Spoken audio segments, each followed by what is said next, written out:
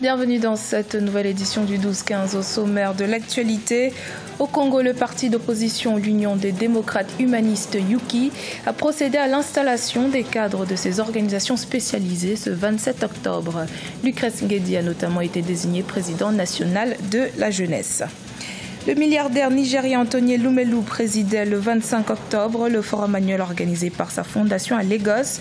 Le milliardaire a une fois de plus donné aux jeunes entrepreneurs africains la chance de développer et mettre en avant leurs projets. Et puis Cotonou, la capitale béninoise, a accueilli la 3e édition du Salon du livre et de la presse jeunesse, un événement qui ambitionne de mettre en valeur les ouvrages destinés aux enfants et adolescents pour susciter leur intérêt.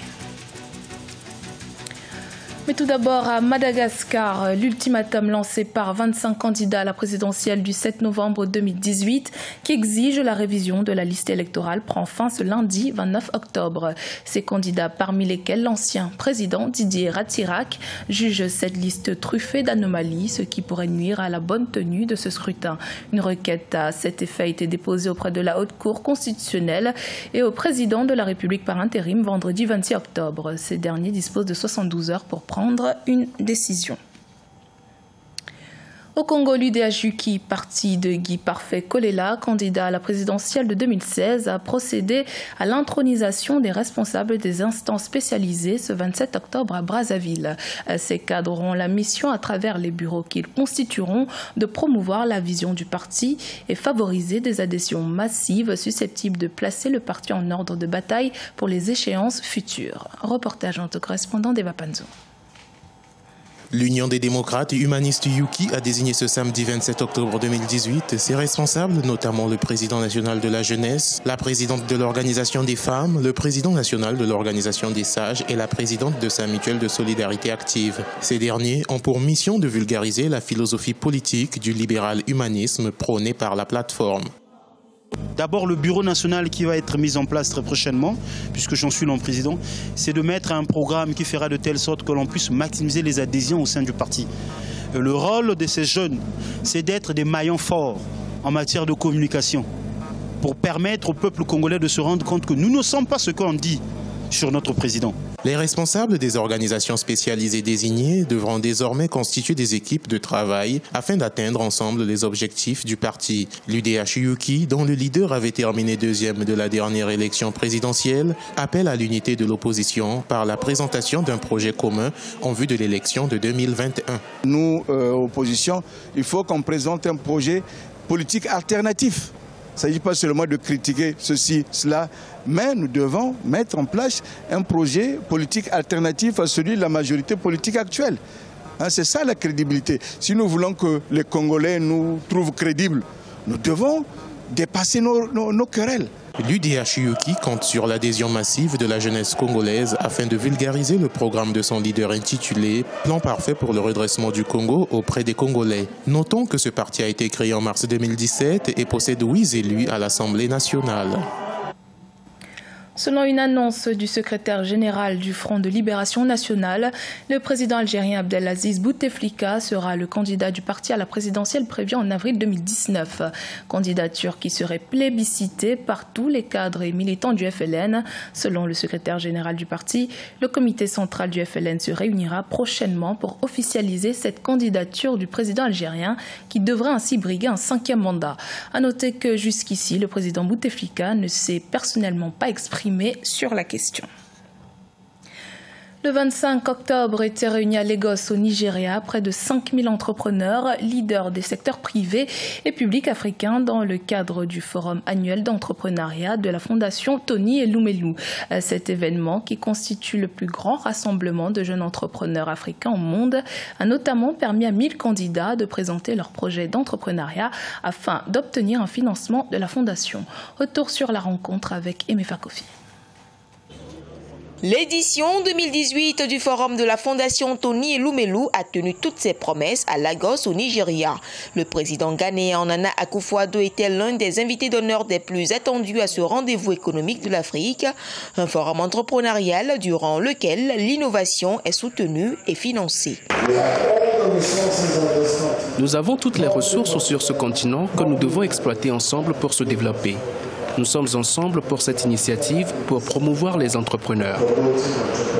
Le forum entrepreneurial de la Fondation Tony Elumelu a regroupé plus de 5000 entrepreneurs et des centaines d'investisseurs.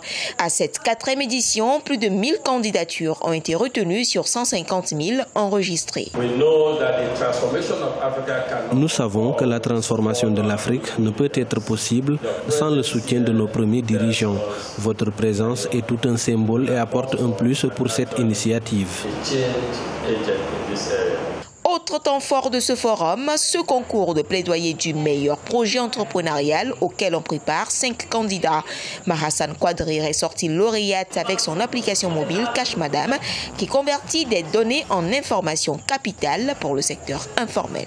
The training program that the Tony Elumelu Foundation takes you through is extensive, it's vigorous. La Fondation Tony Elumelu nous donne une formation intense. Cette fondation met à notre disposition un réseau d'entrepreneurs et nous connecte finalement à des mentors expérimentés. Ses partenaires, notamment le Programme des Nations Unies pour le développement, la Fondation Tony Elumelu soutient la jeunesse africaine. $5 000 sont versés aux bénéficiaires de la formation en capital de départ. Plus de 4000 jeunes ont déjà bénéficié de ce programme sur 10 000 entrepreneurs visés à l'horizon 2024. Ouagadougou, la capitale burkinabé, abrite depuis le 26 octobre la 15e édition du SIAO, le Salon international de l'artisanat. Une édition placée sous le thème artisanat africain, exigence du marché et développement technologique, avec pour pays invité d'honneur Madagascar. Reportage de notre correspondant Jean-Paul Ouédraogo. Avec pour pays invité d'honneur Madagascar, le 15e Salon international de l'artisanat de Ouagadougou, SIAO, est présenté comme l'édition de la maturité en choisissant pour thème artisanat africain, exigence du marché et développement technologique. Les autorités ont voulu surtout interpeller l'ensemble des acteurs de la chaîne de valeur quant à la nécessité d'adapter le secteur aux nouvelles possibilités commerciales offertes par les technologies nouvelles. Avec l'évolution des choses, on est obligé parce qu'il faut aller maintenant avec le e-commerce. Avec les nouvelles technologies de l'information, maintenant, étant dans ton pays, tu te vends à l'étranger. Voilà, tu n'as pas besoin de te déplacer. Le SIAO accueille cette année 300 000 visiteurs venus de 25 pays, créés il y a 30 ans. La Biennale, au fil du temps, s'est imposée comme l'une des foires commerciales les plus importantes en Afrique. C'est surtout une occasion exceptionnelle d'aller à la conquête du monde parce que ce salon est un salon de référence. C'est un salon qui va permettre d'avancer davantage vers la conquête des marchés qui nous échappent encore. Selon de nombreuses études, l'artisanat est le 2e pourvoyeur d'emplois en Afrique après l'agriculture et l'élevage. Il contribue pour environ 20% du produit intérieur brut des pays africains. C'est sous le thème « Lire me fait grandir, lire me donne des ailes » que Cotonou, la capitale béninoise, a abrité la 3e édition du Salon du livre et de la presse jeunesse les 23 et 24 octobre 2018. Ce salon a pour but de mettre en valeur les ouvrages destinés aux enfants et adolescents afin de susciter chez eux la culture littéraire. Reportage de notre correspondant Lev Chimnou, commentaire Siamlo Victor Asseji. Tenue du 23 au 27 octobre, l'édition 2018 du Salon du livre et de la presse jeunesse du Bénin a été l'occasion pour bien d'acteurs de promouvoir les œuvres littéraires locales. Cette galerie du livre vise entre autres à nourrir l'enfant au plan culturel et imaginaire afin de contribuer à sa croissance à travers la littérature.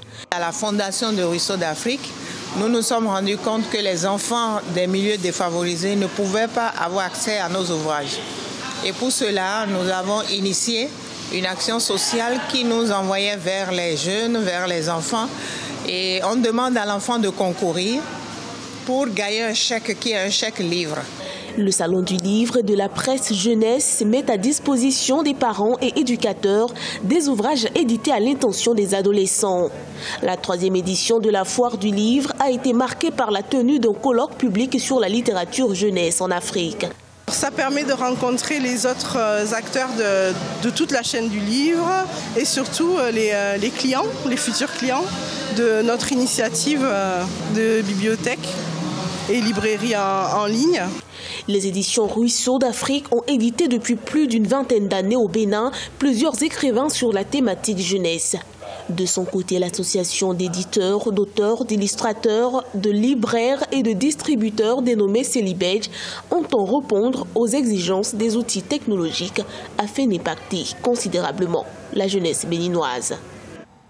C'était le journal de la rédaction. Merci de votre fidélité. Dans un instant, une nouvelle édition de l'information sur Africa 24.